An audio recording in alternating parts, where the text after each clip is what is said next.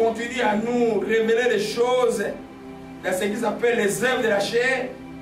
Alléluia. Nous sommes dans la sous-série des choses semblables, c'est-à-dire nous sommes toujours en train d'étudier Galates 5, versets 19 à 20. Alléluia. Et nous sommes dans les choses semblables que Paul n'a pas mentionnées.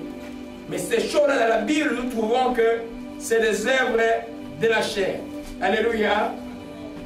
Alors, c'est des choses que les enfants de Dieu, s'ils ne font pas attention, ils ne vont pas voir le royaume de Dieu. Galates 5, verset 19 à 20 nous dit, nous nous rappelons encore cette parole. Après, mettons-nous debout pour prier pour la parole. Père Céleste, je bénis ton Saint-Nom.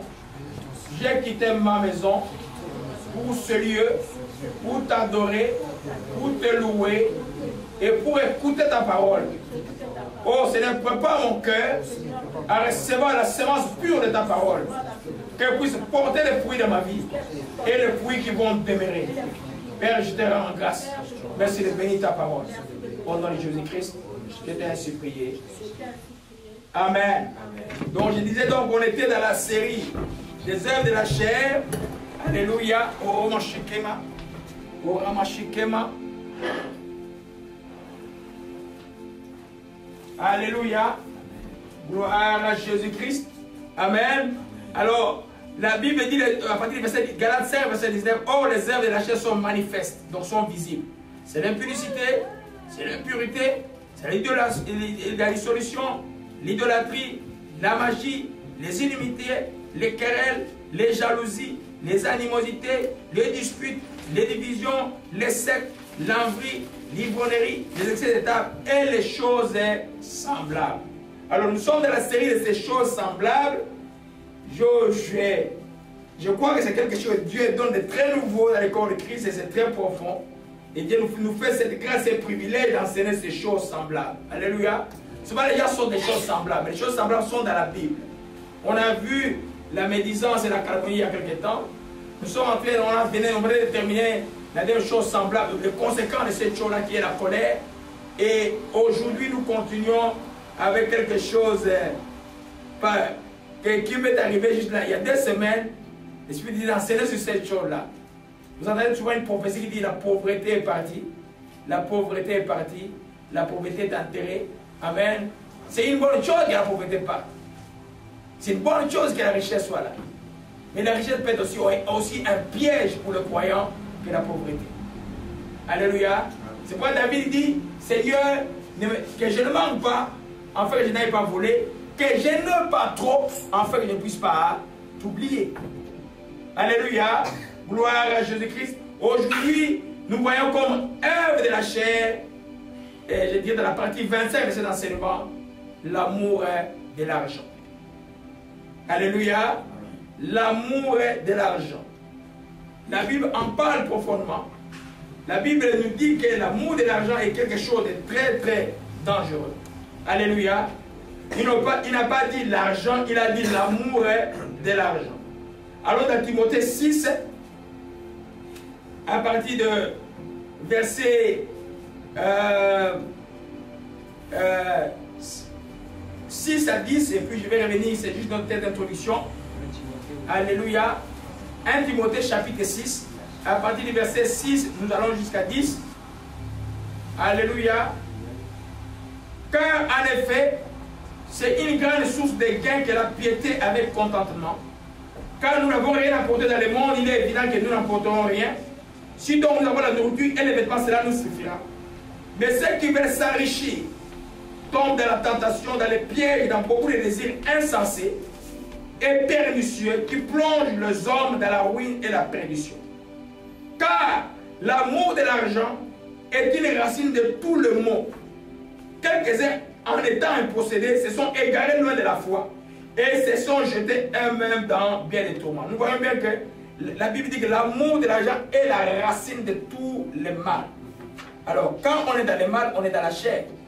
Alléluia. Alors, on va un peu, aujourd'hui, avec l'aide du Saint-Esprit, entrer vraiment en profondeur. Je vous assure que j'ai dormi toute la journée hier, j'ai commencé à préparer cet enseignement à 19 h, exceptionnellement par rapport à mes habitudes, parce que c'était tellement intéressant. Alléluia. l'amour de l'argent. Je lis dans français courant, et juste à partir du verset 19, ceux qui veulent s'enrichir tombent dans la tentation, ils sont pris au piège par de nombreux désirs insensés et néfastes qui plongent les hommes dans la ruine et provoquent leur perte. Car l'amour de l'argent est la racine de toutes sortes de maux. Certains ont eu une telle envie d'en posséder, ils se sont égarés loin de la foi et se sont infligés bien des tourments. Alléluia. Nous voyons très bien que Paul parle de l'amour de l'argent. Amen. Il ne parle pas de l'argent. Alléluia. L'argent en soi n'est pas mal. L'argent est un des mots les plus cités de la Bible. Alléluia. L'argent fait partie de notre vie. Cette salle, nous devons le payer. Tous nous avons sur cette terre, depuis les temps anciens, avant c'était les trocs, après quand le métal argent qui est venu, et ça a remplacé la monnaie. Dans certains contextes, c'était l'or qui était la monnaie de Salomon. Et la monnaie, comprenez par argent, la monnaie, comprenez par l'argent, l'ensemble de numéraires, de valeurs, de biens, de fortunes que quelqu'un peut posséder. Alléluia. L'argent n'est pas un problème. La richesse n'est pas un problème. L'amour de la richesse est un problème. Alléluia. Il dit est un problème. Alléluia. Et on peut voir que dans la Bible, Dieu parle de l'argent quand on vient semer dans le temple de Dieu.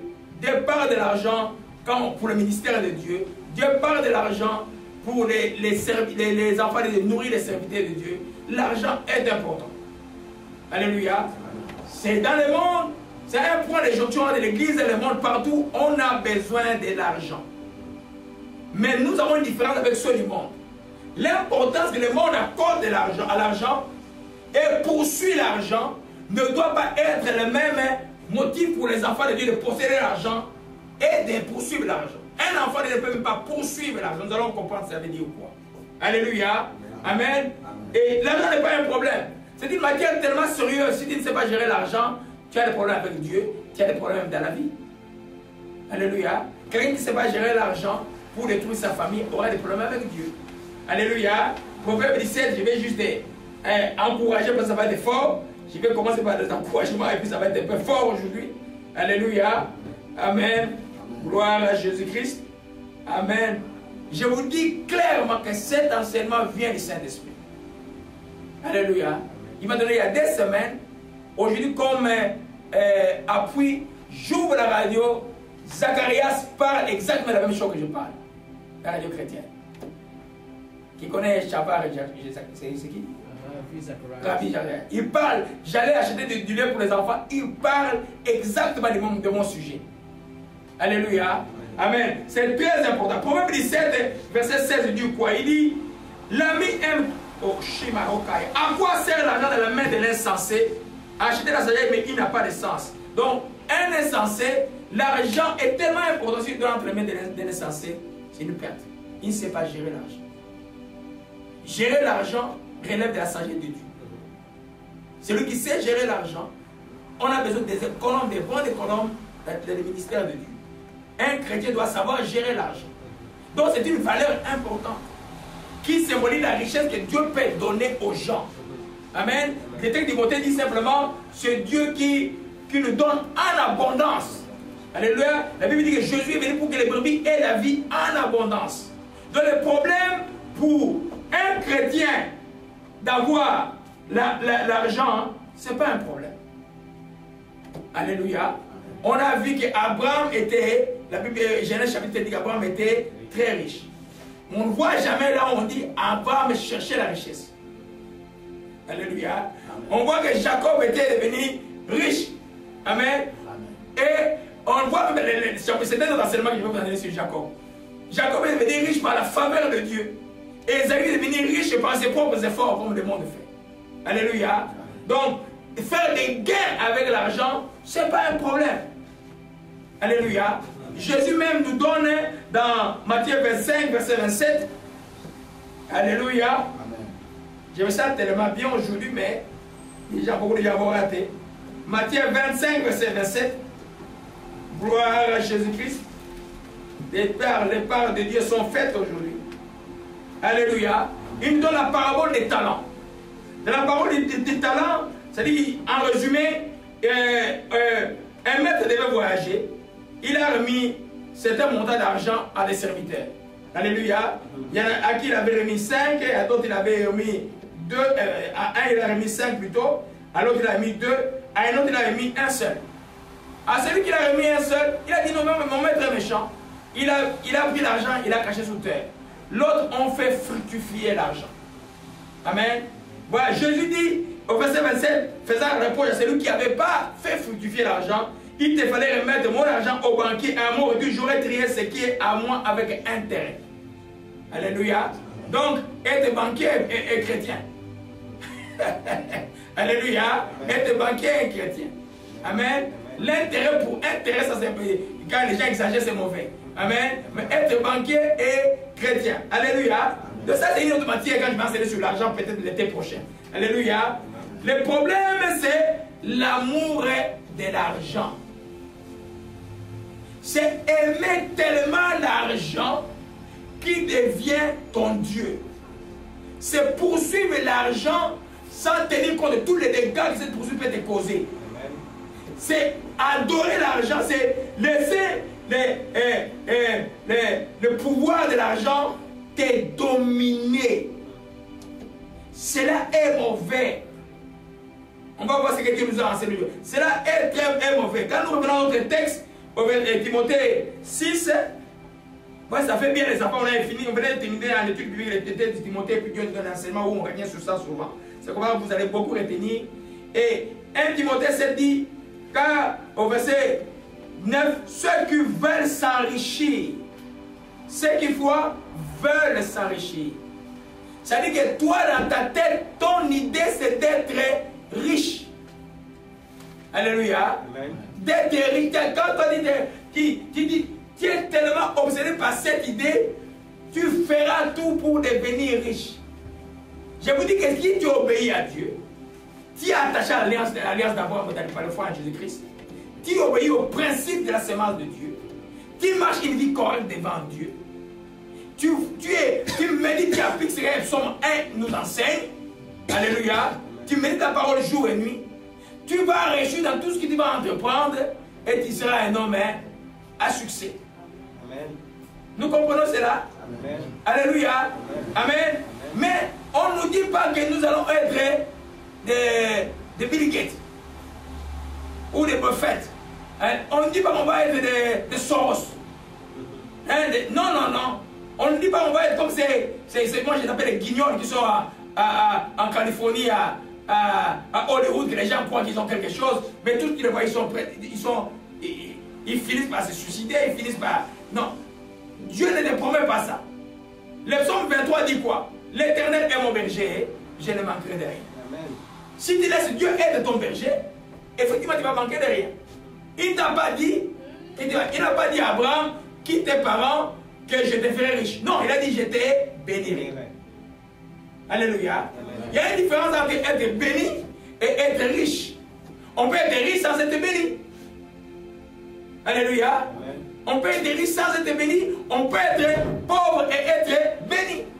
La bénédiction est cette capacité que Dieu te met la faveur de Dieu sur toi. Ah, Jacob, lui, il a reçu sa bénédiction par la bénédiction. Voilà. Laban le fait souffrir, mais Dieu change la richesse de Laban et les transfère à Jacob. Et il rentre béni. Il avait la bénédiction. Ésaïe, lui, c'était par sa propre force pour acquérir les richesses. Alléluia. Donc, Dieu, on va voir, parce que le cours de l'enseignement, c'est pour parler des symptômes de l'amour de l'argent, pour que vous vous retrouviez si vous avez l'amour de l'argent ou pas. Ne croyez pas que je vais m'arrêter seulement au principe. Alléluia. Ça va nous prendre dès dimanche. Alléluia. Amen. Donc, nous comprenons que, je vais un peu dans français courant, je vais beaucoup recourir à cette Bible-là aujourd'hui. Amen. Je bénis Dieu pour le temps qu'il m'a donné hier. Et gloire à Jésus-Christ de bien préparer cet enseignement. Parce que c'est la première fois que j'en parle. Alléluia. Amen. Gloire à Jésus-Christ. Il dit, ceux qui veulent s'enrichir tombent dans la tentation. Ils sont pris au piège par les nommés désirs. Ceux qui veulent, le mot c'est vouloir s'enrichir. Alléluia. Je vis moi, il y a des années où j'avais des gens qui la région de Bandundu, et puis j'étais à l'université. Et il y avait les diamants qui apparu dans la frontière d'Angola avec Kayemba au Congo. Les jeunes gens de ma région, beaucoup ont abandonné les études. Même mon pauvre petit frère a abandonné les études alors qu'on a une grande intelligence dans la famille. Ils sont allés faire quoi? Du diamant pour vouloir devenir riches. Effectivement, beaucoup sont devenus riches. Il y en a qui les musiciens commencent à chanter. Je l'ai donné 5 ans après, ils nous voyaient en train de marcher sans souliers. La richesse dans les mains de l'insensé ne sert absolument. Et les gains rapides partent aussi vite qu'il arrive. Ils voulaient s'enrichir, ils risquaient la mort, ils allaient creuser, des fois il y avait des éboulements là où ils faisaient creuser le diamant. Beaucoup sont morts dedans parce qu'ils voulaient, ils se mettaient dans beaucoup de tourments. Et quand ils sortaient de là, c'était comme des animaux sociaux. C'était la bière, c'était les femmes, c'était les choses de toutes sortes. Ceux qui connaissent dans la région des diamants ou des régions où il y a de l'or, ils peuvent vous dire ces choses. Amen. Alléluia. Amen. Les gens ont le désir de devenir riches. Les riches vous disent des fois, ils prennent des pilules pour dormir. Mais toi, tu veux absolument devenir riche. Dieu t'a promis que tu ne manqueras de rien. Dieu dit aussi que un psaume que j'aime, les lionceaux éprouvent la disette et la faim, ceux qui comptent des éternels ne seront privés d'aucun bien. Alléluia. Amen. Dieu ne t'a pas promis d'être comme Salomon était. Non. Alléluia. Amen. Parce que ce qui peut paraître pour toi, quelqu'un peut être, tu le vois visiblement riche, mais tu vois, il a 10 milliards et il a des dettes de 4 milliards. Est-ce qu'il est vraiment riche? Mais toi, tu l'as envie. Alléluia. Amen. Donc, nous parlons ici de l'amour de l'argent. C'est manifesté par le vouloir de devenir absolument riche. Je répète encore, la suffisance aux yeux des hommes, elle paraît comme une richesse. Tu as ta maison, qui peut être une belle maison. Tu as ta belle voiture, tu as des choses que tu aimes. C'est de la suffisance, ça, c'est pas la richesse. Alléluia. C'est pas la richesse. Quand on parle de la richesse, et donc, il y a un excédentaire qui est en toi. Et ce qui diffère de cet excédentaire peut être même dangereux pour ta vie éternelle demain. Alléluia. Les gens sont en train de souffrir de faim. Toi, tu as emmagasiné les blés ou les riz dans tes dépôts, tu attends que les prix montent pour vendre. Tu vas avoir des problèmes très sérieux. On va parler de tout ça en détail. Là. Dans nos pays, il y a des gens qui font ça. Quand ils voient qu'il y a beaucoup de riz, ils créent la rareté des riz ou la rareté des poissons pour que le prix monte et puis ils vendent ça à un grand prix. Non, non, ça c'est malsain. Ça va être une double balance. La Bible les condamne. Alléluia. Alors, qui parle de l'amour de l'argent parle de l'amour du monde. Celui qui a l'amour de l'argent, il est mondain. Comme il est mondain, il est charnel. Alléluia. Amen. Amen. Alors dans 1 Jean 2, 1 Jean 2,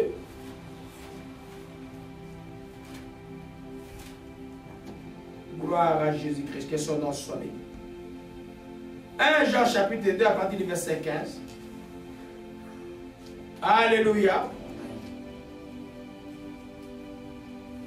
N'aimez point le monde, ni les choses qui sont dans le monde. Si quelqu'un aime le monde, l'amour du Père n'est point en lui. Car tout ce qui est dans le monde, la convoitise de la chair, la convoitise des yeux et l'orgueil de la vie ne vient pas du Père mais du monde. Alléluia. Amen. Donc tout ce qui est du monde, la convoitise de ce qui est les yeux, ce qui se laisse attirer parce que si vous laissez attirer par ce que vous voyez, et si vous avez l'orgueil de ce que vous possédez, c'est-à-dire que cela, vous êtes du monde, cela vient du monde. Alléluia. Amen. Amen. Celui qui a de l'amour de l'argent trouvera l'orgueil dans ce qu'il possède. Pourquoi tu vas avoir beaucoup d'argent? Parce que tu veux être important. Parce que tu veux être vu. Peut-être parce que tu veux te venger. Parce qu'il y a plein de raisons, toutes les raisons de celui qui désire s'enrichir, soit c'est malsain. Parce que tu veux avoir un harem de femmes comme en Afrique, tu vas avoir un harem de femmes autour de toi. Il y a plein de choses que les gens veulent s'enrichir. Et même en politique, dans la politique africaine, ailleurs c'est l'économie qui crée la politique, en Afrique c'est la politique qui crée l'économie. Alors, c'est tout un problématique de pouvoir, l'envie. Les gens veulent tout le temps s'enrichir. Alléluia. Amen. Je lis ça un peu dans le français courant. Alléluia. Gloire à Jésus-Christ. 1 Jean 2, verset 15 dit: en effet, voici ce qui appartient au monde, la volonté de satisfaire ses propres désirs, de posséder ce que l'on voit, et ainsi l'orgueil fondé sur les biens terrestres. Celui qui a l'amour de l'argent aura un orgueil fondé sur les biens terrestres. Il trouvera sa valeur dans ce qu'il possède. Non. Les chrétiens ne peuvent pas trouver la valeur dans ce qu'ils possèdent. Paul dit dans les versets qui précèdent, dans les textes de Timothée, nous n'avons rien apporté, nous n'emporterons rien. Il y a une grande tragédie aux funérailles des riches. C'est une très très grande tragédie. Tout ce qu'on peut faire, il n'apporte absolument rien. On peut nous remplir des montres, on va nous voler ça la nuit, mais ici, là, ça va être là et puis ça va pourrir. Il n'apportera absolument rien. De la richesse que quand Dieu t'a fait grâce d'être riche, et que tu te découvres que tu as les faveurs d'être riche, comme Abraham, comme Job, comme tous ces gens-là, il faut que tu sois riche pour Dieu, comme Jésus a dit. Alléluia. Je crois pas à ce qu'ils disent. Je fais tout pour devenir riche parce que je vais bénir l'église. Je ne crois pas à ça. Non, il ne bénira même pas l'église. Vous trompez. Non, non. Hein? Non, je me casse là. Tout, je vais bénir l'église. Absolument rien. Alléluia. J'ai vu au Congo l'amour de l'argent. Non, moi, je n'étais pas encore... je n'étais pas encore né de nouveau et puis, je crois quelques années avant, il y avait un phénomène qu'on a beaucoup inventé pour distraire le peuple qu'on appelait Bindo. C'est-à-dire que tu venais avec un $100 et tu achetais un ticket de $100 à je dirais une banque qui multipliait l'argent.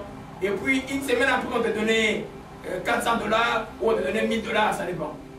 Alors, à l'époque, et moi j'avais un bon travail, je ne m'en occupais pas. Les maris de mon petit frère qui avait mis dans le mari de la nièce de mon épouse, et ils sont venus me voir à tous les autres campus. Ah non, mais comment dire, donne-nous l'argent, nous on doit le faire le bind, puis on va t'avoir. Effectivement, moi j'ai gagné quand même $10 000 à cette histoire-là.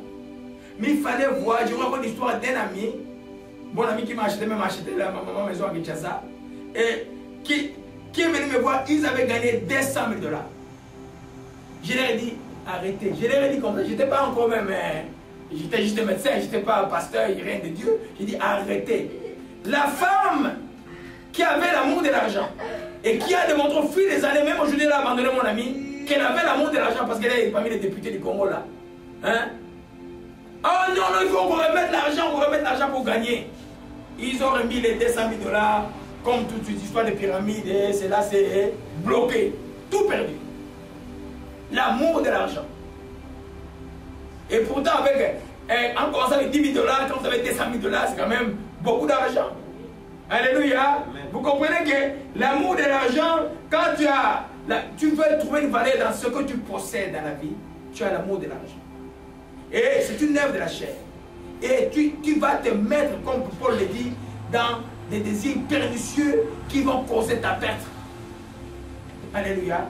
Combien de pasteurs aujourd'hui là qui ont bien commencé à cause de l'amour de l'argent sont dans des problèmes aujourd'hui? Combien de musiciens chrétiens qui ont bien commencé, quand l'argent est arrivé à cause de l'amour de l'argent, il faut même aller prendre l'argent déjà qu'on ne prend pas et le ministère est fini. Et même aujourd'hui, il n'y a même plus d'inspiration. Alléluia. Amen. Amen. Amen. Alléluia. Amen. Donc, les chrétiens doivent comprendre que l'amour de l'argent fait partie du monde. Donc, tout ton monde tourne autour de l'argent. L'argent est le maître de ce monde. Dans le monde, tu ne peux rien avancer sans argent. Tout autour de l'argent. Il y en a qui croient même, malheureusement, l'argent ne peut pas tout acheter. Alléluia. Il y en a qui interprètent très très mal Ecclésiaste 10, verset 19. Je vais vous expliquer cela parce que c'est important. Amen. Ecclésiaste 10, 19 dit quoi? L'argent répond à tout. Alléluia. Et il parle des riches. On fait les repas pour se divertir, les vins pour rendre la vie joyeuse. Et l'argent répond à tout. Les gens, quand ils prennent ça, surtout les gens qui veulent impressionner les gens sur la chaîne d'église pour demander de l'argent, ils disent l'argent répond à tout. Est-ce que l'argent vraiment répond à tout? Non. Ta vie éternelle, tu n'auras pas par l'argent.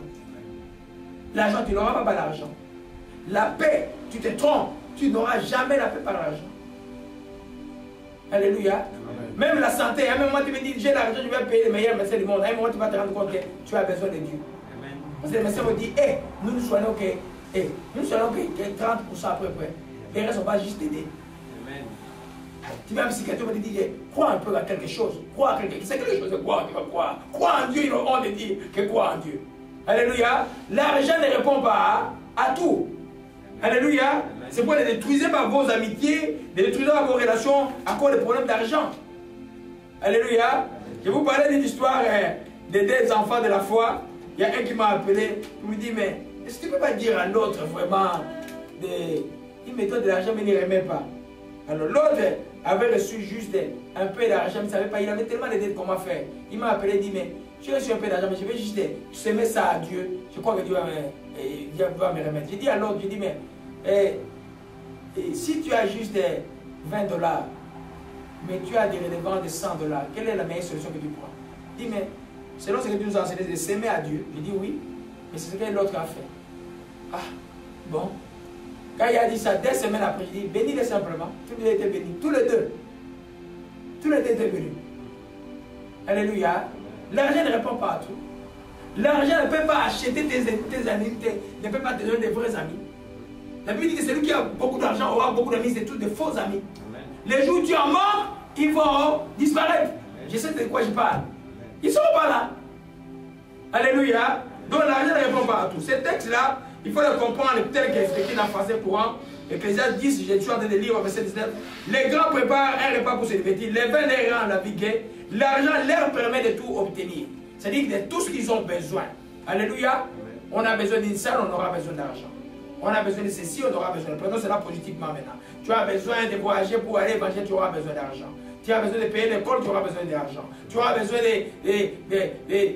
d'un toit ou payer un loyer, tu auras besoin d'argent. L'argent est nécessaire. Mais l'argent ne peut pas être source de vie. Alléluia. Amen. Tu peux avoir tout l'argent. Tu dis, avec mon argent, je prépare l'avenir pour mes enfants. Mais si toi, tu es idolâtre, tu es franc-maçon, tes enfants sont maudits, tu vas le voir. Amen. Alléluia. Donc, l'argent ne peut pas résoudre tout. Alléluia. Amen. Amen. Luc, Jésus nous parle d'une parabole. Alléluia. Dans Luc chapitre 12, verset 15. Alléluia. Au verset 13, quelqu'un dit à Jésus au milieu de la foule, Maître, dis à mon frère de partager avec moi notre héritage. Jésus lui dit, homme, qui m'a établi pour être votre juge, pour faire vos partages? Puis il leur dit, gardez-vous avec soin de toute avarice, car la vie d'un homme ne dépend pas de ses biens futurs dans l'abondance. Il est écrit, la vie d'un homme ne dépend pas de ses biens futurs dans l'abondance. Alléluia. Et il a donné cette parabole, la terre d'un homme riche avec beaucoup rapporté. Il raisonnait lui-même, disant, que ferai-je, car je n'ai pas de place pour serrer ma récolte? Car dit-il, ce que je ferai, j'abattrai mes greniers, j'en ferai de plus grands, j'amarcherai toute ma récolte. Je dirai à mon âme, tu as beaucoup de biens en réserve pour de plusieurs années, repose-toi, mange et réjouis-toi. Mais Dieu lui dit, insensé, cette nuit même, ton âme te sera demandée, est-ce que tu as préparé pour qui sera-t-il? Alléluia. Amen. Donc l'argent ne peut pas tout acheter. Amen. Le Seigneur montre par là que gardez-vous de toute avarice. On va voir pourquoi l'avarice est citée ici. Alléluia. La vie de l'homme ne dépend pas de ses biens. Ce que tu possèdes, ça ne veut rien dire. Alléluia. Ce qui est en toi est plus important que ce que tu possèdes. Alléluia. Si Christ est en toi, les œuvres d'esprit en toi, les œuvres de justice sont en toi, les œuvres de droiture sont en toi. C'est plus important que tout. Alléluia. Amen. Oh, Shimarondo Saka. Koma shike merando sa shike malakai. Uriba sushima onda rata shike. Uriama shike merondo so shike malakai. Urama shike merondo sakama shike malakai. Alléluia. Amen. Et puis il dit au verset 19, je dirai à mon âme. Cet homme, il y en a qui croient que l'argent vient leur accorder la paix dans la vie, va leur donner la tranquillité dans la vie. Mais l'argent ne donne pas la tranquillité. Sinon, il n'y aura pas de divorce à Hollywood. Il n'y aura pas de meurtre à Hollywood. Il n'y aurait pas eu de coups bas à Hollywood. Non. L'argent apporte des problèmes. Mal géré est encore plus dangereux. Alléluia. Il dit, Jésus lui dit que mon âme, il dit, mais lui, cet homme l'a dit à son âme, repose-toi en paix. Voilà, j'ai tout amassé, j'ai 4 maisons, j'ai tous mes enfants sont en paix. Moi, la vie, c'est ok. Je suis bien là, j'ai bien investi. Non, non, c'est une erreur tellement grave. On a vu ça en 2008, à la crise de l'économie aux États-Unis. Vous connaissez l'histoire de Madoff. Madoff qui était comme un financier véreux là, qui voulait gagner l'argent par la bourse d'une manière. Il a fini par se suicider. Alléluia. Amen. Nous comprenons que la vie là, ce n'est pas l'amour de l'argent est dangereux. Et le plus grave, il y a des riches qui n'ont pas l'amour de l'argent. Il y a des riches. Il est tellement riche, mais il a encore plus l'amour de l'argent. Lui, l'argent, c'est son Dieu. Pour l'argent, il peut tuer, pour l'argent, il peut créer des guerres en Afrique pour encore gagner plus de l'or, des diamants, des couilles pour l'argent. Et parce que l'amour de l'argent, c'est une racine, c'est-à-dire que c'était un démon. Il y a des pauvres aussi qui sont possédés de l'amour de l'argent. Alléluia. Amen. En matière de riches ou de pauvres, quelqu'un peut être riche, ne pas avoir l'amour de l'argent. Quelqu'un est pauvre, avoir de l'amour de l'argent, ou ne pas l'avoir. Alléluia. Gloire à Jésus-Christ. O mashike me rondo sosha, uria mo soshike malakai. Ore mashike me rondo soshike. Ele kumarando soshike me rakoshike. Ore mashika mundo, skamundos, amarando shike. Gloire à Jésus-Christ, que son nom soit béni et soit exalté. Alléluia. Amen. Donc l'argent n'est pas une mauvaise en soi, mais si attaché est une mauvaise chose. Comment tu sais que tu es attaché à l'argent? Quand tu as manqué, tu perds tout. Tu crois que le monde est fini. Et là, il commence à trembler. Il dit, le monde est fini. Il y a des gens en Afrique qui vivent tous les jours par la foi. Ils se réveillent le matin, ils ne savent même pas comment il va vivre. Mais le soir, il mange. Il y en a beaucoup. Alléluia. C'est pourquoi des fois, passer par le désert est important. C'est une grande école. Si tu ne passes pas par le désert, tu ne sauras jamais. D'abord, quelle est la valeur de l'argent pour le gérer? Et tu ne sauras jamais que l'argent là, on peut en manquer et être heureux. Alléluia. Gloire à Jésus-Christ. Allez, donc, vous voyez un peu, par exemple, Job. Job, la Bible dit que c'était un homme intègre. Il était riche et même très riche. Vous savez, dans ces complètes, quand Job essaie de défendre sa cour devant Dieu, il dit, moi, j'enterrais tous les morts qu'il y avait dans ma vie. Moi, je ne voyais pas les pauvres et fermer les yeux. Alléluia. C'était un riche, mais qui avait les yeux pour Dieu. Mais Dieu ne l'a pas épargné de l'épreuve. Mais Dieu, comme il est tellement bon, l'épreuve, il a vaincu. Il a eu le double de ce qu'il avait avant. Alléluia. Abraham même, et Dieu dit, quitte tes parents. C'est en obéissant à Dieu qu'il est devenu très riche. Lui-même n'a jamais voulu devenir riche. Alléluia. David avait la réflexion que Dieu lui a donné. Il dit, non, non, Seigneur, si je deviens riche, je risque de t'oublier. Il a vu comment les enfants d'Israël, chaque fois qu'ils devenaient riches, ils oubliaient Dieu. Alléluia. Amen. Alléluia. Donc, les désirs tu casses tout. Des fois, tu avais un bon travail qui te donnait, par exemple, tu as 2500 le mois, tu es stable, tu n'as pas étudié. Non, non, tu as, non, il y a quelque chose qui sort d'abord en Alberta ou ailleurs. Tu cours derrière le pétrole, et puis que la crise du pétrole, il n'y a plus de travail. Tu te retrouves à plus de problèmes que tu n'étais avant. Les chrétiens ont l'esprit de Dieu. Les chrétiens prient, demandent à Dieu. C'est qu'on m'offre. Et c'est vraiment son chemin, même si cela, et la rémunération est grande. Et c'est vraiment une bénédiction. Parce que la Bible dit, telle voie paraît bonne à l'homme, c'est la voie de la perdition. Alléluia. Tu peux avoir un bon poste. Moi, si j'avais accepté le poste, j'étais parti en Californie, quand j'ai fini ici, là, c'est un petit, c'est mort, je ne sais pas, puis je lui ai dit, toi, là, tu dois craindre Dieu. Si je t'ai pas dit encore revenir, tu serais mort à l'hôpital juif. Il faut que je prenne à me dire certaines vérités.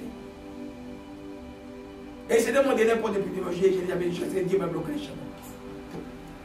Alléluia. Vous comprenez que dans la vie, tu es chrétien, tu es avec le Saint-Esprit, tu dois savoir simplement que quelque chose qu'on peut t'offrir des grands. Ah non, tu avais ton bon poste ici et puis bon. Eh bien, un gouvernement criminel t'appelle pour être ministre. Qui ne parle pas? Ils sont déjà maudits. Les gens qui tuent, les gens là qui dirigent le pays en tuant, ils sont déjà maudits. Toi, tu peux participer à les réserves. Non, je vais aller les influencer. Tu vas les influencer en quoi? Hein? Beaucoup ont essayé et ils ont été influencés eux-mêmes. Il y a des pasteurs aujourd'hui qui ne peuvent même pas donner un message de voiture parce qu'ils ont reçu des argents. Alléluia. Gloire à Jésus. Celui qui a l'amour de l'argent et celui qui est véritable. Et non, celui qui n'a pas l'amour de l'argent est riche selon Dieu, est riche en libéralité. Il fait de bonnes choses. Il aide les gens. Aujourd'hui, par exemple, le Québec, les chrétiens au Québec, ils sont tellement chiches, il n'y a même pas de fondations, il n'y a même pas de gens qui lèguent les choses. Tu vas aux États-Unis, c'est plein, tu vas en Ontario, dans un pays anglophone, c'est plein, mais ici, non. Parce que l'église ici ne travaille pas. Les gens ne sont pas nés de nouveau. Alléluia. Il doit être, les riches, il doit être des riches en libéralité. C'est-à-dire que tu es riche pour Dieu, tu fais du bien avec ta richesse.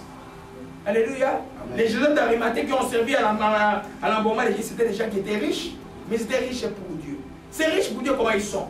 Leurs richesses sont vers Dieu. C'est les adorateurs de Dieu. La richesse les suit et ils ne se laissent pas dominer par cette richesse. Alléluia. Amen. Amen. Parce que si tu appliques le principe d'être attaché à Dieu, le principe de la sémence de Dieu, de donner avec ton cœur, avec joie, à Dieu directement ou à Dieu indirectement, à travers les pauvres, les malheureux, les veuves, tout ça, tu vas être béni. Amen. Mais qu'est-ce que tu fais quand il y a l'excédent? Alors, les autres, quand ils n'ont pas l'excédent, c'est là qu'ils vont prendre les deuxième femme, troisième femme, ils vont faire des bêtises, jusqu'à même à se droguer pour chercher le plaisir, et puis la drogue les entraîne. Alléluia. On va voir ça tout à l'heure. Alléluia. Retournons dans 1 Timothée 6. 1 Timothée 6, verset 18. Recommande-leur de faire du bien, d'être riche en bonne œuvre, d'avoir de la liberté. Commençons au verset 19. Recommande aux riches du siècle présent de ne pas être orgueilleux, de ne pas mettre leur espérance dans les richesses incertaines, mais de la mettre en Dieu, qui nous donne avec abondance toutes choses pour que nous en jouissions. Dieu ne veut pas que nous soyons des gens tristes tout le temps. Alléluia.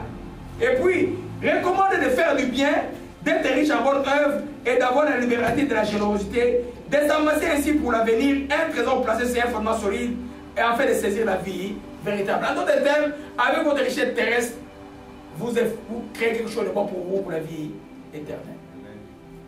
Alléluia. Amen. Pour la vie éternelle. Alléluia. Amen. Vous voyez que Jésus nous a donné la parabole du mauvais riche. Je vais en parler tout à l'heure. Et vous connaissez le pauvre Lazare et le mauvais riche. Les mauvais riches qui ne partageaient pas. Amen. Quand il est arrivé dans le ciel, c'était déjà trop tard. Il n'a pas fait de sa richesse. Quand tu as un excédent, tu es riche. Sois riche pour les biens. Fais des biens. Mais ce qu'on voit dans certains pays, les riches sont là pour opprimer les pauvres. Surtout quand ils ont une entreprise. Vous savez, quand vous ne payez pas bien les entreprises, les travailleurs crient vers Dieu, vous serez jugés sévèrement par Dieu. Jacques chapitre 5 nous en parle. Alléluia. Amen. Amen. Un riche, quand c'est vraiment un chrétien qui est un chef d'entreprise, tu dois bien payer les gens. C'est une manière pour toi d'exercer la libéralité. Les gens sont détonnés par les bonus qui leur arrivent. Mais vous allez voir aux États-Unis, la différence, il y a une étude qui est de 1000%, je crois, entre un CEO et un travailleur. Mais c'est criminel. Le capitalisme, c'est criminel. C'est comme le communisme aussi, c'est criminel. Alléluia. Quand tu es riche, Tu dois pouvoir penser aux autres. Tu dois dire, parce que l'entreprise, ce n'est pas toi, c'est tout le monde qui travaille. Si toi tu es content, les autres doivent être contents. Alléluia. Gloire à Jésus-Christ. Amen. Donc, on peut préparer son avenir éternel parce que l'on possède si on fait de sa richesse terrestre. Ce que tu as sur terre, fais avec ça du bien. Juste un moment, ne vous trompez pas, tu n'obéis pas à Dieu, tu tues les gens, et puis dimanche tu vas donner 1 million à l'église, ou tu vas construire des églises pour les pasteurs flatteurs. Non, ça ne marchera pas. Amen. Crains Dieu, et puis offre à Dieu, fais la libéralité, aide les gens. Et c'est pour toi et pour tes enfants, même jusqu'à 1000 générations que tu as préparé un héritage pour tes enfants. Amen. Amen. Alléluia. Amen. Mais ces gens-là, la plupart qui sont riches selon Dieu, ils n'ont jamais développé l'amour de l'argent. C'est-à-dire que c'est des gens qui ne sont pas précipités, n'ont pas tué, n'ont pas fait pour être l'argent, pour avoir l'argent. Amen. Amen. On peut trouver dans le monde ce qu'on appelle un peu les scientifiques qui sont tout riches. Hein? On peut voir, il y en a qui ne sont pas chrétiens, mais tu vois, des fois, ils n'ont pas vraiment l'amour de l'argent. Alléluia. Amen. Je ne sais pas Bill Gates qui il est, mais je sais que c'est un scientifique. C'est un jeune scientifique qui, juste par, il voulait juste inventer quelque chose qui, par surprise, l'a fait devenir riche. Hein? J'ai vu même pour la plupart, après ça, ils vendent l'entreprise, ils trouvent que c'est très compliqué d'être trop riche. Vous comprenez un peu? Mais quand tu es riche ainsi, fais ça même pour le non-croyant, fais du bien aux gens. Ça veut dire que tu peux être quelqu'un qui ne connaît pas Dieu, mais si tu n'es pas méchant, tu fais du bien aux petits de Jésus, qui risque d'avoir une grande récompense. Un jour, Dieu va se réjouir. Je n'ai pas prévu de parler de ça. Vous connaissez ce qui est dans la Bible? Vous ne connaissez pas? Vous ne connaissez pas? Dans Actes des Apôtres. Alléluia. Vous ne connaissez pas quelqu'un dans les Actes des Apôtres qui était un centenaire romain? Il s'appelait qui? Corneille. Amen. Corneille n'était pas converti. C'était un centenaire romain qui faisait du bien à la synagogue à côté. Et puis, Dieu, sa libéralité, ces aumônes qu'il donnait, ont fait que Dieu a envoyé Pierre dans sa maison pour que le salut entre dans la première famille païenne. Alléluia. Amen. Amen. Parce que si tu es riche, par exemple, si tu dis, tu vois, dans ton coin au village en Afrique, il n'y a pas de l'eau, tu vas créer des trucs d'irrigation de l'eau, tu vas créer des eaux de pisciculture, tu vas aider les petits peuples. Dieu veut que les gens fassent le bien avec la richesse, pas tuer les opposants. Ou tuer les gens qui font du bien. Parce que chez moi, là, si quelqu'un veut faire du bien, les jaloux, ils vont chercher à les tuer. Si on ne tue pas les jours, on va les tuer la nuit. C'est pourquoi l'Afrique ne se développe pas. Alléluia. Amen. Amen. Donc, fais de ta richesse quelque chose qui va être utile pour ta vie éternelle. Alléluia. Alors, on met la Proverbe 11, verset 28. Kangulanzila, kangulanzila.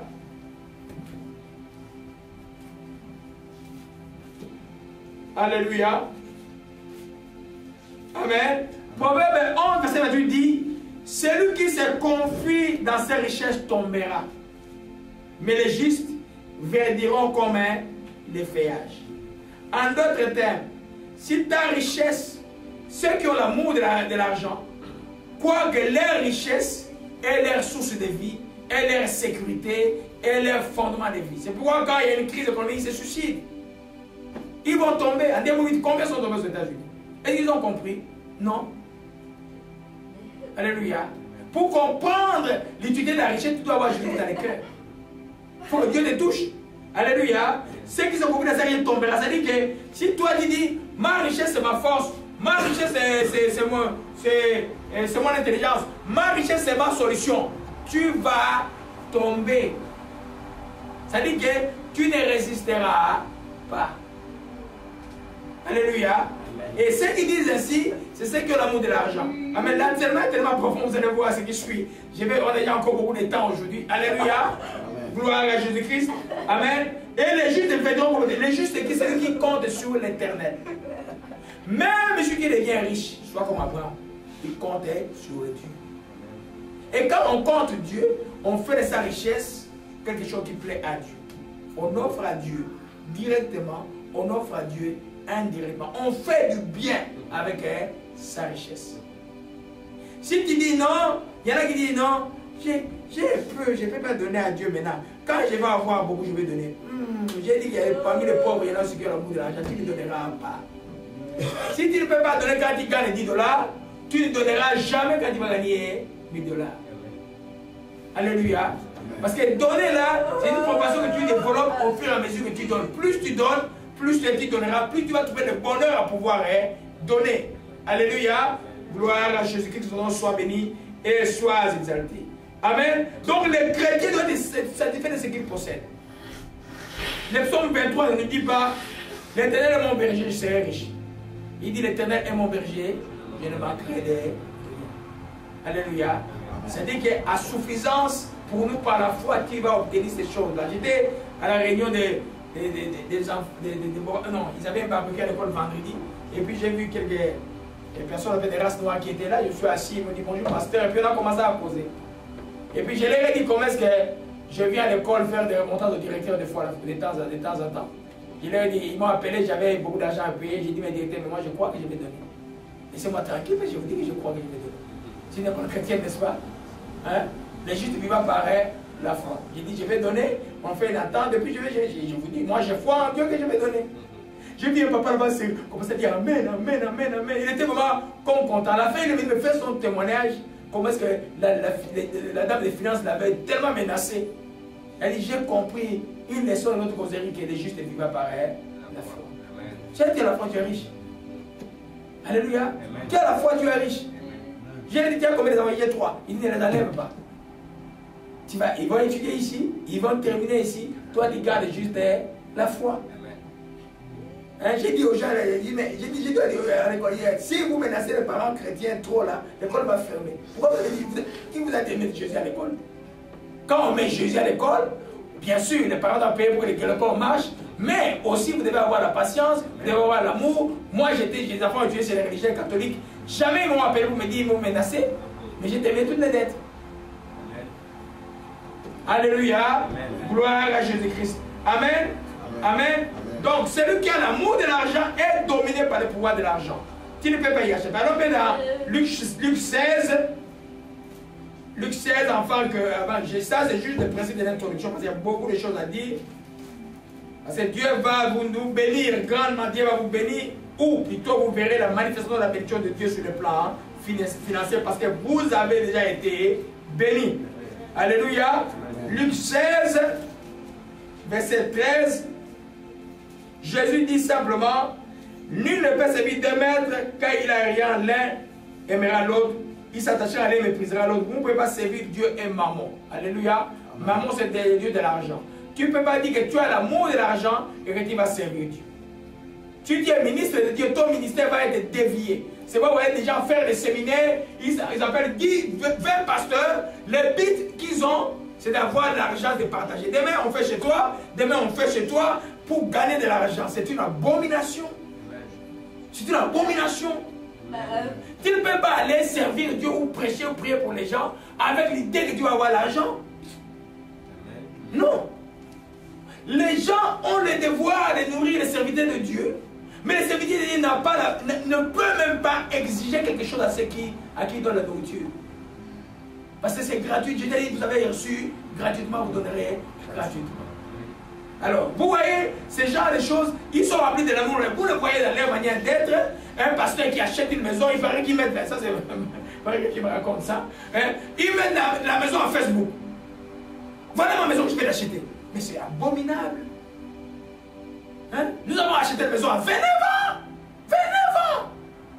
Tu regardes ici, c'est une maison. 29 ans. Hein? On était même.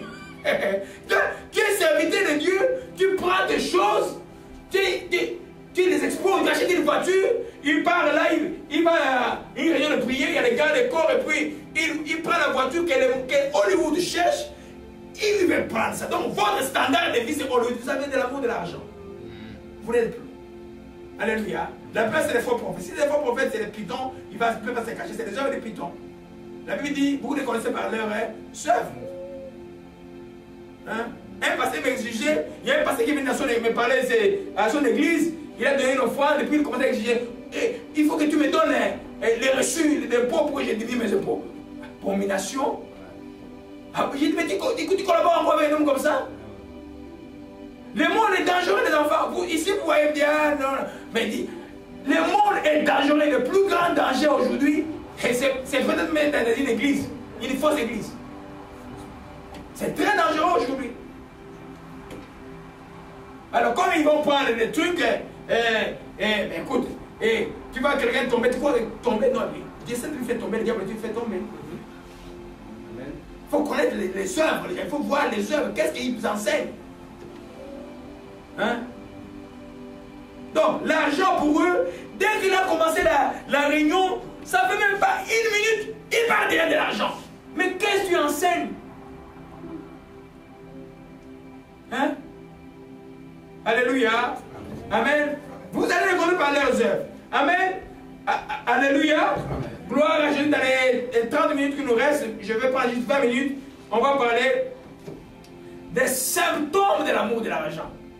J'allais dire, parce qu'il aime beaucoup le mot symptôme, mais je ne vois pas un autre mot que je peux ajouter pour exprimer quelque chose qui est caché dans un corps. Alléluia. Amen. Amen. Les symptômes de l'amour et de l'argent. Quels sont les signes qui font que des fois tu dis, ah moi j'ai pas d'amour, c'est pas celle qui a l'amour de l'argent. Mais des fois en toi aussi, l'amour est de l'argent. Alléluia. Comme une auto-diagnostic. C'est des types d'enseignements que je donne ces temps ici pour aider les chrétiens à ne pas être piégés par le diable. Alléluia. Amen. La première chose, nous revenons dans 1 Jean 2. 1 Jean 2 où on nous parle de l'amour du monde. 1 Jean 2 verset 15 dit, n'aimez point les mondes et les choses qui sont dans le monde. Alléluia. Amen. Si c'est quelqu'un l'amour du Père n'est point en lui. Alléluia. Amen. Tout ce qui est dans le monde, la convoitise de la chair, la convoitise des yeux et l'orgueil de la vie. Nous lisons-le ici. Lisons-le en français pour moi. Gloire à Jésus-Christ. Alléluia. 1 Jean 2, verset 15 dit, n'aimez pas le monde ni ce qui appartient au monde. Si quelqu'un aime le monde, il ne lui est pas possible d'aimer les pères. En effet, ce qui appartient au monde, la volonté de satisfaire ses propres désirs, ou de posséder ce que l'on voit, ainsi que l'orgueil fondé sur les biens terrestres. Alléluia. Nous parlons là-bas de l'orgueil fondé sur les biens terrestres. Ces choses-là appartiennent au monde. Alléluia. Amen. C'est ça le monde. Le monde marche parce qu'il voit. Le monde se valorise parce qu'il possède. Alléluia. Toi, enfant de Dieu, tu n'es pas du monde. Amen. Tu es du ciel. Mais tu vis dans le monde, comme Jésus a dit. Alléluia. Les premiers symptômes. La première chose qui peut te faire découvrir ou qui peut te faire discerner dans la vie de quelqu'un qui a de l'amour de l'argent, c'est le désir d'être absolument riche. Alléluia. Amen. Tu le vois, lui, son désir profond, ce n'est pas de travailler comme le travail est une valeur, ce n'est pas de progresser tranquillement, gagner puis ou créer des choses qui vont être bénéfiques pour les gens. Non, c'est d'être absolument riche et à tout prix. Amen. Ceux qui veulent, la Bible dit ceux qui veulent s'enrichir. Quand tu vois dans ton cœur le désir d'être riche, je veux parler de mon jeune frère. Même c'est lui, il est sixième de la famille, et même tombé dans ces pièges-là. J'ai dit, retourne à l'université. Non, non, non. Il va, quand papa est mort, il va à la ferme, il prend des animaux, il prend des vaches, et sans ma permission, il fuit, il va à l'Angola vendre. Il n'a rien fait avec. Rien fait avec. Le désir d'être absolument riche s'accompagne du désir d'être rapidement riche. On veut être riche rapidement. Un jeune homme qui grandit à Montréal, tu vas au cégep, et tu vois un petit voyou là, et bon, il a un pantalon qu'il a volé de marque, je ne sais pas, Crocodile, je sais quoi, et puis il marche, et puis il dit, mais toi, qu'est-ce que tu fais de la vie? Oh, je vais au cégep. Mais toi, pourquoi tu prends le temps avec le cégep là? C'est long. Moi, je connais ce mec. Tu vois, cette histoire-là, tu la vends, tu gagnes l'argent. Toi, tu crois que c'est vrai? Tu vas pouvoir gagner l'argent, tu as 1 000 $ aujourd'hui, 2 000 demain, et puis après on t'arrête, tu as un dossier criminel, tu ne peux plus travailler nulle part. Tu es condamné à vivre dans le monde parallèle toute ta vie. Si aux États-Unis c'est encore plus grave. Tu as désiré être riche et avant. Amen. hein, tu vois une voiture qui passe, les gens qui passent avec des voitures, je sais pas, il y en a qui, je sais pas si ils ont un matin qui roule avec de l'eau demain. Et toi, tu désires ces choses, tu veux être comme eux. Tu crois qu'ils sont heureux? Quand il a porté sa casquette, il est dans une décomportable, tu crois qu'il est heureux? Non. Avant de dormir, il prend une pilule peut-être. Alors toi, tu as envie et tu veux devenir riche absolument. Le but de ta vie, c'est d'être riche. Non. Même les gens qu'on appelle les riches, surtout comme les médecins, c'est des gens qui travaillent dur. Amen. Travaillent très dur. Amen. Très très dur. Ce n'est pas une vie, si tu n'es pas appelé, tu ne peux pas faire la vie de médecin. Non. Amen. Alléluia. Amen. Amen. Alors, vous comprenez que le désir d'être absolument riche, Dieu ne nous a pas promis d'être riches selon le monde. Nous sommes déjà riches en Jésus-Christ. Dieu nous a promis que nous ne manquerons de rien. Amen. Alléluia. Amen. Si toi, pour devenir riche, tu dois abandonner les études, aller faire des diamants, tu dois peut-être aller faire la prostitution, tu vas peut-être aller devenir un passeur de l'Angoulou, je ne sais pas comment ça s'appelle. Tu passes les gens pour aller en Europe et tu prends de l'argent, tu finiras toujours mal. Tu vas peut-être impressionner un peu les gens avec des grosses voitures quelque temps. Amen. Et puis demain, c'est toi qui vas commencer à envier celui qui roule avec sa petite Nissan Sentra, je ne sais pas quoi. Amen. Et tu n'auras plus rien. L'apôtre dit que ça plonge, c'est déjà devenir plonge dans les désirs pernicieux. Alors le thème, tu as bousculé les choses, l'ordre établi pour devenir riche. Tu vas devenir hors la loi pour devenir riche.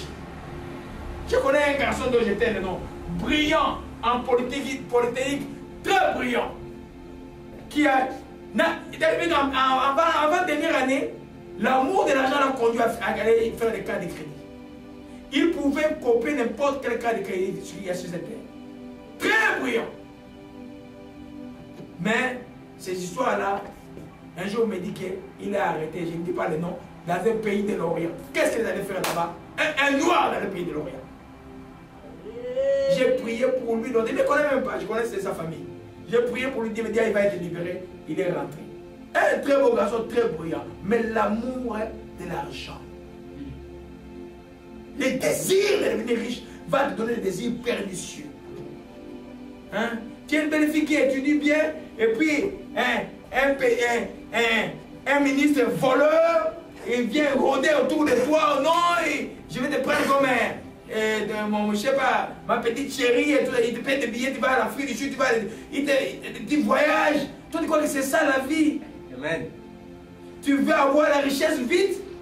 Alors que tu étais, il y en a qui étaient même en faculté de droit, qui étaient des femmes qui étaient devenues médecins, des femmes intelligentes, mais quand les politiciens véreux qui défient, ou bien un mafieux te défie, quelques temps après, tu vas trouver que tu as atteint ici là. Amen. Ton désir de devenir riche t'a conduit au mal. Alléluia. Amen. Amen. Donc il ne faut pas vouloir absolument devenir riche. Dieu a dit que vous avez déjà été bénis avant la fondation du monde. Toi, obéis à Dieu, marche dans le pays. On verra. Quand les gens viennent me voir, des fois j'ai des problèmes d'argent, mais toi, tu es vraiment béni. Toi, tu es déjà béni. Ces enfants étudient bien. Les gens, tu vois, en fait, j'ai des amis, hein, à un moment donné, ils ont eu beaucoup d'argent, mais moi, je n'ai pas eu l'argent qu'ils ont eu. Mais il y en a qui commencent même à m'envier déjà. Dieu bénit les justes. Ah, mais vous avez vu le mariage, comment c'était? C'est une bénédiction. Dieu bénit. Alléluia. Craindre Dieu, c'est quelque chose de merveilleux. Donc, n'ayez pas ce désir absolu d'être riche. Des petits femmes qui brisent tout, tu veux devenir riche. Ah, je vais devenir. Moi, si je voulais devenir ministre, comment je serais devenu depuis longtemps? J'ai refusé d'être PDG avant de venir ici. Alléluia. Parce que ce n'est pas un monde pour un chrétien d'évoluer normalement. Même les partis politiques, c'est des d'opposition. Quand j'ai quitté en 2001, je leur avais dit, mais vous là, vous combattez en 91, vous voulez combattre le moboutisme, mais vous agissez exactement comme vous agissez. Tous veulent devenir des gens. C'est pourquoi ils font les... Évidemment, on est un parti politique pour avoir un pouvoir, mais le pouvoir pour faire quoi? C'est pour le bien du peuple. Alléluia. Amen. Amen. Deuxième caractéristique. Donc, quand il dit ça dans ton cœur, je veux devenir riche. comment tu sais aussi? Tu vois, c'est des gens, ça je ne vais pas la mettre. Il arrive dans un quartier là, il dit, oh, c'est une maison! Oh, c'est une maison! Il rentre dans quelqu'un m'a accompagné quelque part ici. Pour prier pour une de mes filles là. Moi, je vais prier, lui, regarde la maison. Il dit, docteur, mais la maison, c'est quoi? Je dis, frère, on va prier. C'est pour ça que la jeune fille était une sirène qui pouvait vous envoûter. Tu es perdu. Amen. Tu es perdu. Amen. Amen. Surtout les pasteurs, il y en a qui croient que devenir pasteur, c'est Paul même en parle. Pourquoi je vais loin? Et allons dans Timothée rapidement. Alléluia. Les désirs, vous ne devenez pas pasteur pour devenir riche. Vous devenez pour devenir serviteur des hommes et de Dieu. Amen. Alléluia. Amen. Amen. Les textes d'Apocalypse nous montrent clairement, il y a des églises qui sont pauvres, qui étaient connues de Dieu. Là où Odyssée qui était riche, était plus connu de Dieu. Alléluia. Timothée, il dit quoi? Je vais le lire dans français courant rapidement. Amen. Oracle de Dieu, le plein de Dieu. On y va rapidement. Gloire à Jésus-Christ. 1 Timothée 6, je lis dans français courant rapidement. Au verset 10. Non, verset. Ceux qui veulent s'enrichir tomberont dans la tentation, ils sont pris au pied. Non. Verset 7, je vous l'ai dit. Nous n'avons rien à apporter dans le monde, nous n'en pouvons rien emporter. Par conséquent, si nous avons la nourriture, cela nous suffit. Alléluia. Amen. Non, ce n'est pas ce que je voulais vous parler.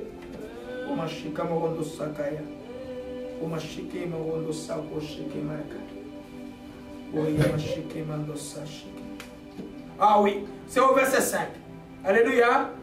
Et des discussions sans fin des gens dont l'esprit est faussé et ont perdu la notion de toute la vérité. Ils pensent que la foi en Dieu est un moyen de s'enrichir.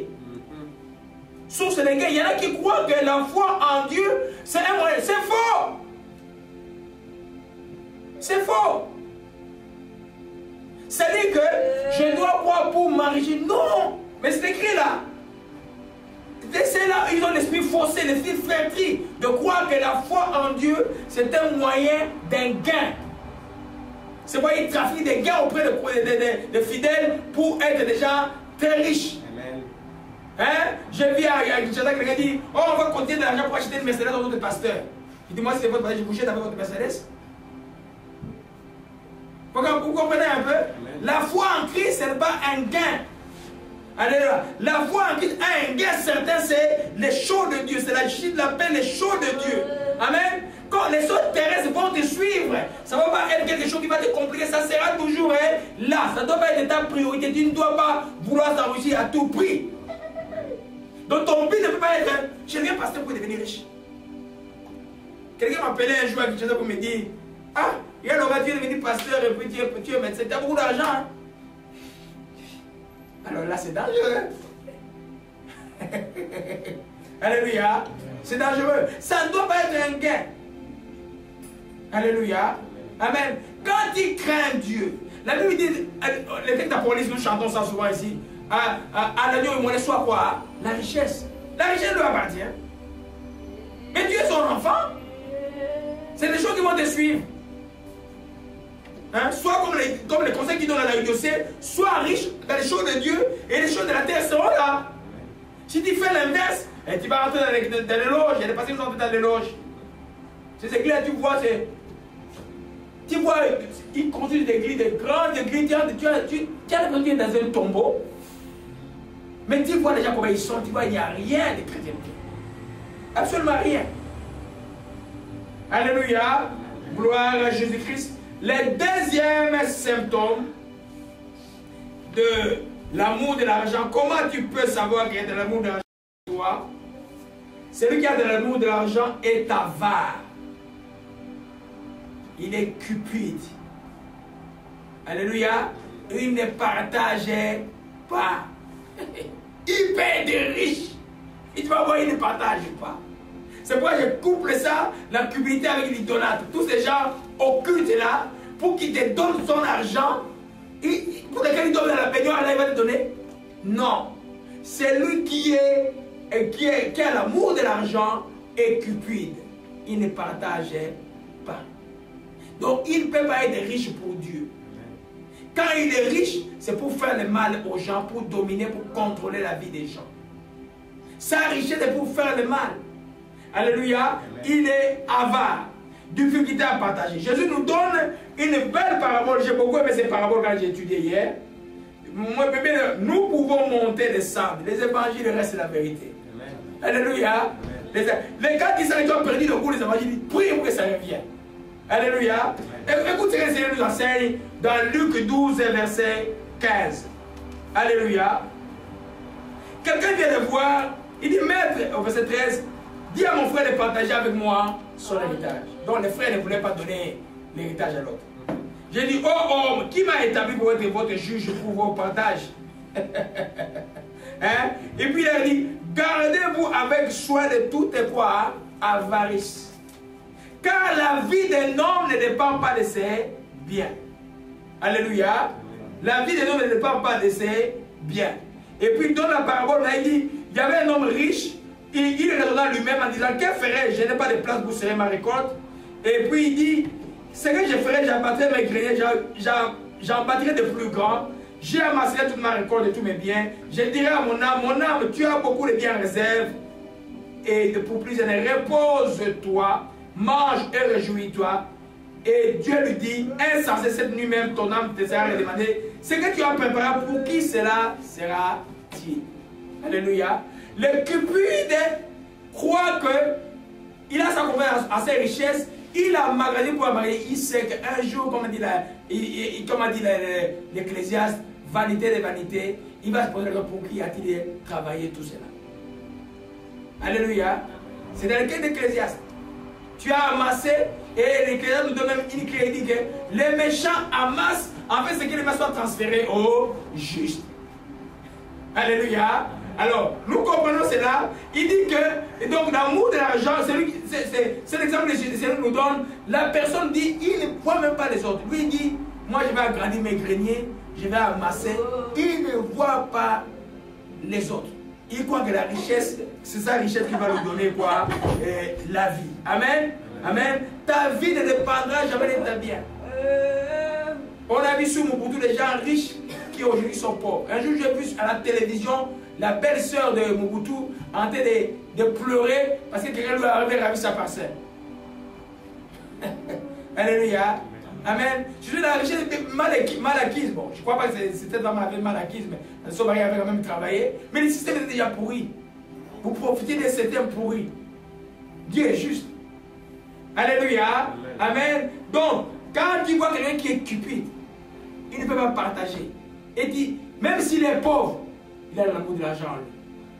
Pour l'argent, il peut faire du mal. Pour l'argent, il peut tuer. Pour l'argent, il peut te détruire. Alléluia. Amen. Parce que celui qui est cupide, il est en même temps idolâtre. Donc l'argent devient comme son Dieu. C'est Mammon qui est son Dieu. Mammon est le Dieu des cupides et le Dieu des idolâtres.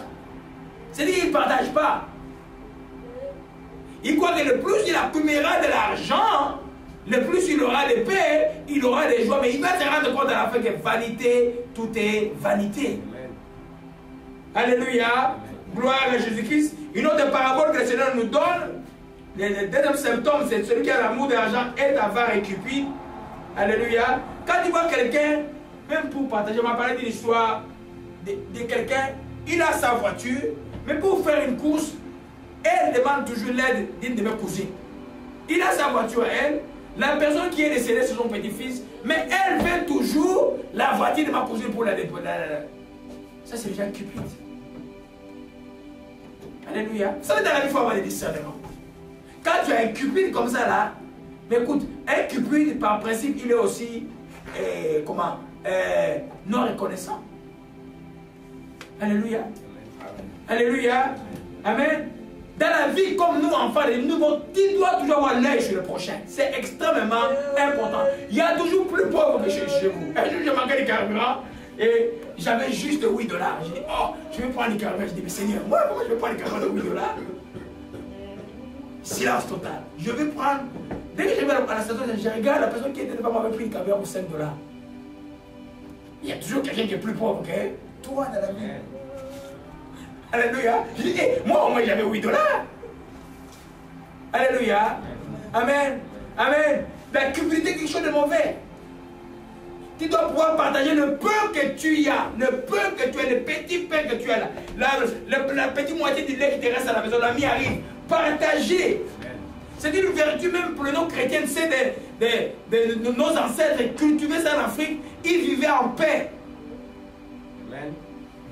Alléluia. Amen. Ça va partager. Alléluia. Quand tu as de l'amour, de l'argent, comment des membres de famille et tu vas aller voir tous ceux qui ont l'amour de l'argent. Il devient un ministre, mais il ne donne à personne. Amen. Mais pour ça, les parents, ses concubines, il est là, il fait des voyages qu'il faut faire inutilement. J'ai vu déjà des PDG à Kinshasa là, qui prenaient l'avion pour aller regarder un film en Europe le soir. Eh mon Dieu, après vous pleurez aujourd'hui. Mais l'argent du peuple qui a regardé le film, tes enfants sont maudits. Amen. Alléluia. Amen. Gloire à Jésus-Christ. Que son nom soit béni. Luc 18, verset 22. Alléluia. Une autre parabole, c'est un autre jeune homme. Un autre jeune homme qui vient. Il est un juif là qui se croyait un vrai juif. Il veut impressionner Jésus. Il dit, mais que dois-je faire pour hériter la vie éternelle? Jésus lui répond, tu ne commettras point d'adultère, tu ne tueras point, tu ne roberas point, tu ne diras point de faux mensonges, honore ton père et ta mère. J'ai dit-il, observé toutes ces choses dès ma jeunesse. Ah, j'ai dit, ok. Jésus dit, regarde, il dit, mais il te manque encore une chose. Je me regarde, Jésus avec de gros yeux. Qu'est-ce qui me manque encore? J'ai tout fait, tout ce que la loi demandait. Il dit, vends tout ce que tu as, distribue-le aux pauvres, tu as un trésor dans les cieux, viens et suis-moi. La Bible dit quoi? Lorsqu'il a désavaré, il devient tout triste car il était très riche. D'où Jésus sortit le principe qu'il est difficile à un riche d'entrer dans le ciel. Alléluia. Et les disciples disent, mais qui peut être sauvé? Parce que tout le monde peut devenir riche, qui peut être sauvé?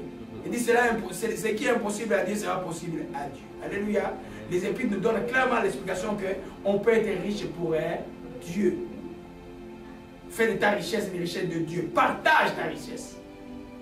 Partage ta richesse dans ta famille, en dehors de ta famille, dans ton quartier, dans ta ville.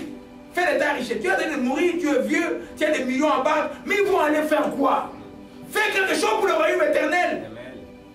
Fais quelque chose pour le royaume éternel. Alléluia.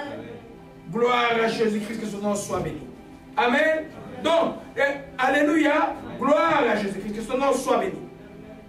Alors, dans Jacques chapitre 5, nous sommes dans le dernier principe. Je crois que c'est avec ça que je vais vous laisser respirer un peu aujourd'hui. Dimanche, encore, c'est le marteau avec ça là. Alléluia. Amen. Je sais que beaucoup de vous êtes riches maintenant là. Alors, vous n'allez pas me dire que je ne vous ai pas prévenu, hein? Vous n'allez pas être comme la vigueur qui a perdu 5 millions en 3 ans, il n'avait plus rien. C'est la vigueur ou j'ai oublié le nom, qui est un monsieur au Québec. Amen. Et gloire à Jésus-Christ, qui avait gagné la loterie 5 ans après cette l'aide sociale. Jacques chapitre 5, verset 1. Et il donne un avertissement très clair pour les mauvais riches, pour les riches avares, les riches qui maltraitent des gens. Il dit quoi? À vous maintenant riches, pleurez, gémissez à cause des malheurs qui viendront sur vous. Alléluia.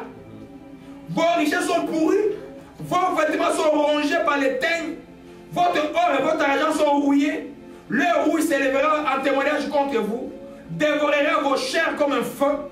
Vous avez amassé les trésors dans les derniers jours, beaucoup amassent. La richesse est augmentée dans le monde. C'est là. La richesse aujourd'hui, comme il y a des gens qui commencent YouTube, il y a des milliards quelques temps après. Les richesses augmentent dans le monde et la pauvreté aussi augmente. C'est-à-dire qu'il y a quelque chose qui ne marche pas. Il y a l'amour qui est refroidi. Comme l'amour est refroidi, il n'y a pas de partage au monde. Les gens sont plus riches qu'ils étaient avant. Mais les gens sont plus pauvres. Et pourtant, ça ne devait pas être ainsi. Il y a quelque chose, il n'y a pas un partage équitable qui s'est fait. Parce que le Christ n'est plus dans le cœur des gens. L'amour de plusieurs s'est refroidi, même aux églises. Alléluia. Amen. Il dit, les salaires des ouvriers qui ont mentionné vos champs, vous les avez frustrés, les cris de moissonneurs sont parvenus jusqu'aux oreilles du Seigneur des armées. Vous avez vécu sur la terre dans les voluptés, dans les délices. Vous avez rassasié vos cœurs au jour du carnage. Vous avez condamné, vous avez tué les justes qui vous appartenaient. résister. Il doit pleurer riche. On parle de mauvais riches. Pleurer. À Westmont, pleurer. À Tampa, je ne sais pas quoi, pleurer. C'est quoi l'histoire de la Californie là? Hollywood, pleurer. Pleurer riche. Ceux qui sont intelligents, devenez riches pour Dieu. Alléluia. Donc les cupides vont pleurer. Il va y parler le verset 4. Ça dit que les entreprises, vous voyez les autres États-Unis, comment les gens sont mal payés. L'entreprise progresse. L'entreprise est bien cotée à la bourse. Les CEO gagnent 1000 fois plus que l'ouvrier. C'est pas juste. Ils crient. Ils se réveillent le matin, les gens n'ont pas de pain. Les appels, les dettes, les appels là-bas, tout ça, ils gagnent. Mais ils ne gagnent rien. Allez dans les hôpitaux ici, là. Les proportions bénéficiaires travaillent dur. Ils gagnent quoi? Hein? Non! Dieu, tout le monde qui a eu un respect de responsabilité et tout le monde qui a eu des entreprises, Dieu appellera tout le monde en justice si vous n'avez pas bien géré votre entreprise. Alléluia. C'est pas de vous précipiter par d'être riche. Hein? Tu as de la richesse, au lieu de créer des entreprises pour le travail des gens, non, tu as gardé l'argent. Et demain, ça te bénéficie pas. Les dictateurs africains prennent l'argent, mettent dans l'Occident et puis l'Occident attend de dire ah non, les chasses, ils gardent l'argent pour eux. Tu n'as aucun pouvoir. J'ai vu vos usines en Ouganda dans un appartement très triste. Amen. C'est quand même grave ça. Amen. Alléluia. Amen. Amen. Mais si tu avais partagé, si tu avais de la population, si tu avais même de l'eau pour que les gens boivent, comment c'est possible le Congo qui a un barrage, un des plus grands barrages, et puis qui a un fleuve, les gens manquent de l'eau à la maison, même la maison des ministres, des fois l'eau ne vient pas le soir. Les gens doivent avoir honte quand même. Et ils veulent rester au pouvoir. C'est quand même grave, hein? Amen.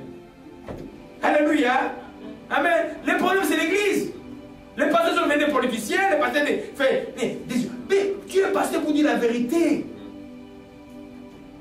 Alléluia. Amen. Donc, l'amour de tous les avares, les cupides, vous allez voir, c'est les gens qui ont l'amour de l'argent. Et les mauvais riches, ceux qui payent pas, les gens bien, les entreprises qui payent pas, ils finiront toujours mal. Et il y a une malédiction dans la famille, il dit, le moissonnier crie. Dieu entend les cris de ces gens qui travaillent, d'abord 12 heures, les chiffres de minuit, et vous leur payez absolument 8 $, 7 $ de l'heure. Vous êtes méchants. Et vous croyez profiter. Et quand la bourse tremble, vous perdez tout. Vous dites, mais comment on a tout perdu? Mais vous ne soignez pas vos entreprises, vos employés. Comment voulez-vous que Dieu vous bénisse? Dieu est juste. Alléluia. Gloire à Jésus-Christ. Et on va terminer par le troisième symptôme. Quand l'importance que tu donnes à ta source de revenus est plus importante que ce que l'importance que tu accordes à Dieu. Là, on parle pas ça des riches. Les gens qui vont travailler dimanche. Dimanche, c'est le jour de Dieu. Les têtes d'Apocalypse a été donné à Dieu. Vous savez pas pourquoi tout dans la Bible a été fait avec utilité. Jean, pourquoi Jésus a parlé les livres qui concentrent toute la vérité de Dieu, les livres qui nous montrent la fin, les livres qui nous montrent la fin et le début et la fin, les livres de l'Apocalypse qui ne veut pas dire trouble, qui veut dire simplement la révélation. Pourquoi Dieu s'est révélé à Jean au jour du Seigneur? C'est un jour de Dieu. Alléluia. Vous n'êtes pas dans les sabbats, mais les jours du Seigneur, ce n'est pas les jours d'aller travailler. Vous ne venez pas à l'église avec l'idée. Non, faites attention.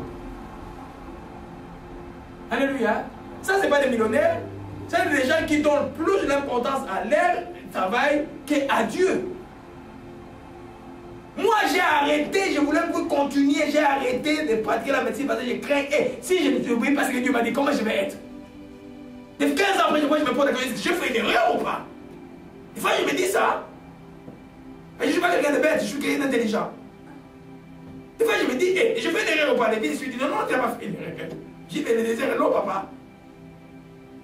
Alléluia. Craignez Dieu. Amen. La priorité chrétienne, c'est d'abord la relation personnelle avec Dieu. Alléluia. Après la relation personnelle avec Dieu, si tu es marié, c'est ta famille. Si tu n'es pas marié, c'est le service à l'église. En troisième position vient ton travail. Parce que si ta relation avec Dieu n'est pas bonne, comment tu vas avoir la foi de travailler? Je connais des gens ici qui n'avaient pas d'enfants. J'ai prié pour les jeunes des enfants. Ils sont allés il y en a qui sont allés à Ottawa. Mais l'homme et la femme ne vivent même, ils ne vont même pas à l'église. Ils changent l'image, il doit être des gars en train de faire son travail d'infirmier. Mais dis frère, tu es fou. Tu as oublié par où tu es passé? Mais tes enfants là, ils ont besoin de te bénir aussi. Toi, Dieu t'a béni, toi maintenant, l'église est devenue dérisoire. C'est les gens qui viennent à l'église, qui a tes calculs dans la tête, qui viennent à l'église. Pour que ça termine, pour que le pasteur me voit. Mais le pasteur n'a pas besoin de voir quelqu'un qui ne vient pas à l'église, qui vient à l'église pour autre chose, quoi de but. J'ai pas besoin de voir. J'ai besoin de voir quelqu'un de voir que Dieu voit aussi. Si Dieu te voit, ben, tu vas être bénéfice pour nous. Alléluia. Amen. Vous savez que la Bible nous parle de Démas. Démas avait l'amour du monde. Démas a abandonné Paul en pleine difficulté pour l'amour de ses siècles. On a vu que celui qui possède l'amour de l'argent a l'amour de ses siècles. Alléluia. Non, Dieu doit être le premier. Tu ne peux plus prier. Chez toi, tu ne pries pas. Mais au travail, tu es toujours à 7h30, tu es là. Mais ton Dieu est second. Et il va te faire un de second. Dieu dit, j'honorerai ceux qui disent mon or. Comment vous honorez Dieu? Comment on honore Dieu?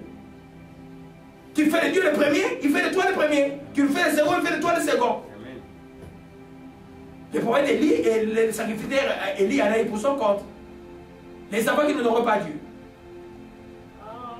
Et lui disait, les enfants, j'apprends que vous faites mal. Au lieu de les punir sévèrement, de les chasser au temple. Alléluia. Amen. Il faut vraiment, quand tu vois que ce que tu donnes à la source des revenus, quelle que soit ta source de revenus, est plus important que tu donnes à Dieu. Il y a de l'amour, de l'argent derrière. Tu peux être riche, tu peux être pauvre. Alléluia. Amen. Les collègues de travail disent non, le CEO nous a invité à un golf à 10 h et puis tout le monde doit être là. Toi, tu es directeur financier, tu dois être là. Non, dis non, moi je vais à l'église. Moi je vais louer mon Dieu.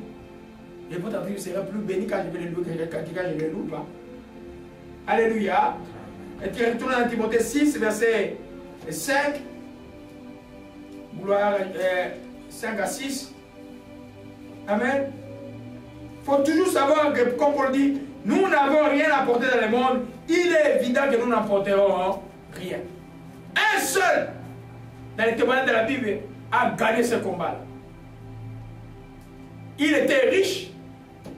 Par l'accusation du diable, on l'a tout dépouillé. Il est resté nu, tous les chair dans tout le corps. Il a dit, Dieu a donné, Dieu a pris, je bénirai l'Éternel. Sa femme a dit, mon Dieu même, il dit, tu es insensé, Job.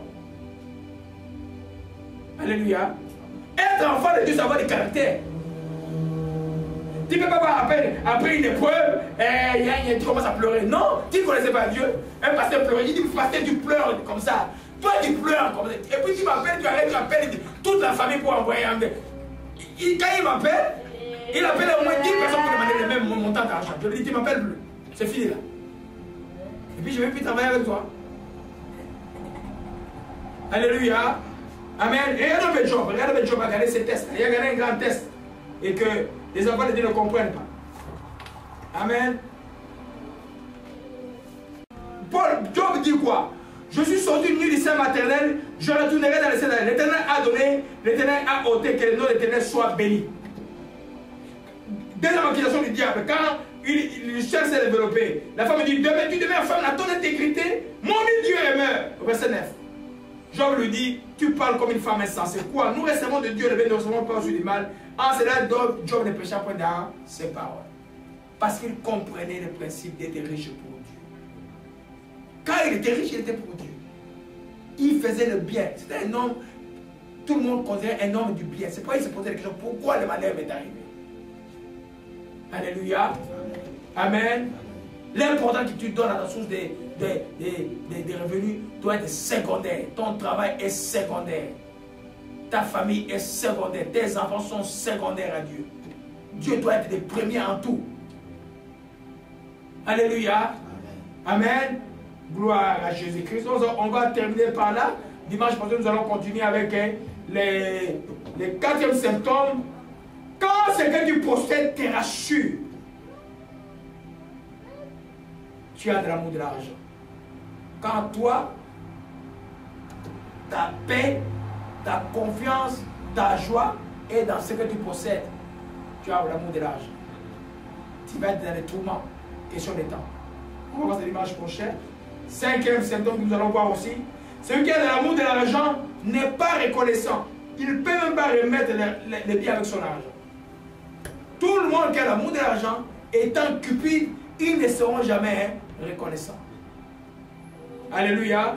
6e chose que nous allons voir, celui qui a l'amour de l'argent est attiré par l'argent partout où il y a l'argent. Il peut laisser des gros boulots, il peut laisser des bénédictions pour courir parce qu'il attend. Ah là, c'est encore plus. Et demain, il a des problèmes. 7e symptôme, c'est qu'il a de l'amour de l'argent à l'orgueil de ce monde. C'est-à-dire que lui trouve des valeurs dans ce qu'il va posséder. C'est des gens qui vont, il arrive au deuil, il veut que tout le monde regarde sa voiture. J'étais un jour à Maxi en sortant, j'étais venu par là, un jeune homme noir revenait avec une grosse voiture. Il voulait que moi je regarde, j'ai dit, moi je regardais, il me petit, moi je regarde pas ces choses-là. Donc il dit ça, quelqu'un voulait que quelqu'un les regarde, et personne ne les regardait. C'est du ferraille qui va passer. Alléluia. C'est par là que nous allons terminer, nous allons continuer dimanche prochain. Maintenant, nous glorifions ton nom et nous te rendons grâce encore, oh Dieu, pour ce que tu nous as donné aujourd'hui, au Père, concernant l'amour de l'argent, au Père. Tu dis c'est la racine de tout le mal. Nous prions dès cet instant, au Père, qui que ce soit qui en est possédé, ici ou dans ce qui nous souffre, nous avons l'amour de l'argent maintenant brisé et sa racine extirpée maintenant au nom de Jésus-Christ. Nous prions que ton amour, l'amour agape dans les cœurs, au Père, que tes enfants dans leur bénédiction, dans les richesses, soient des riches pour Dieu. Père, nous te glorifions, te disons merci encore car tout est possible à celui qui croit. Nous te disons merci encore d'agir, que ton nom soit loué et soit exalté. Au nom de Jésus-Christ, nous t'avons ainsi prié. Amen.